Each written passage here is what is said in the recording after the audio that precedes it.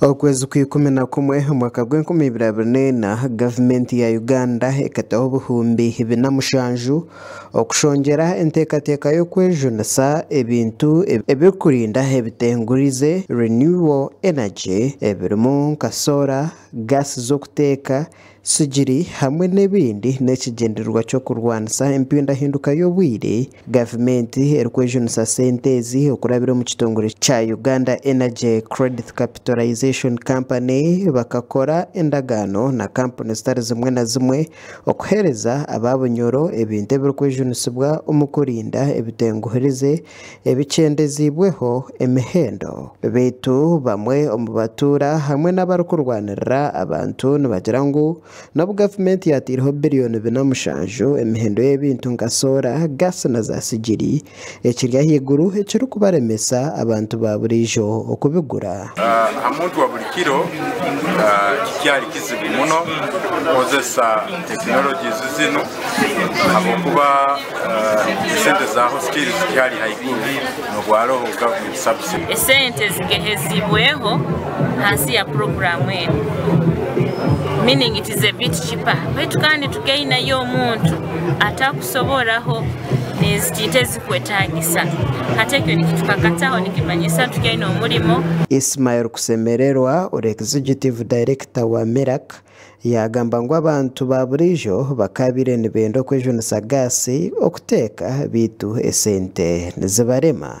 Solar pump nibagitu full set nokuraha miliyoni nka 2 nobusanga nti it is quite expensive hali omuntu wa buli kiro esente zikyala haiguru kandi kyakandi bongere bana bakampani nabakwatagana bongere bagenda mu byaro basomesa abantu. Sylvia Narumaga ori omuhwezi wa meya aborembo rwa Hoima nagira ngu ekizibu kiri aha nteekateeka y'abantu abakyatiina okwejunisa gasi hamwe n'ebindi obutagira ntaasya erikumara. Programu eno bagikoze kurungi esirimukire ezirekemu abu country bakitukaina challenge ya mindset rundi entekereza abantu baitu tukangwire kuyikiriza tukisobora rundi tukusobora kubikozesa. Roy Namuntare baguma ori mukuru wa Uganda Energy Credit Capitalization Company yagamba ngu gavumenti erikushaje kwa World Bank etiireho sente ahari buri kintu ekirikwejunisibwa omu kurinda ebitenguhirize okurabira omu programu erikwetwa Price Subsidy Program jete Results Based Financing. Entandikwa tugambire abantu babanze batunge equipment ebiragarukaho nabyo tujja kuseera omulingo tulabigonjooramu mu cyumba punka waikuli hamitwaro 20 baita ati ebintu okusanga mitwaro 10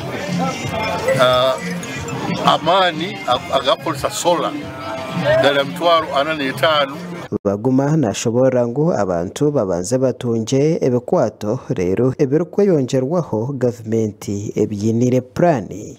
Tumanye mihende ero mu market nitwije nitugamba hati tukwenda tubakozese mu delivering subsidy emihendo ya hansi mu muratunda tukayija tukakebera ngu mali ola tungire nikyo mukura tukusabira endangamuntu ege batwara kopi yitwe nayo tutungaho kopi.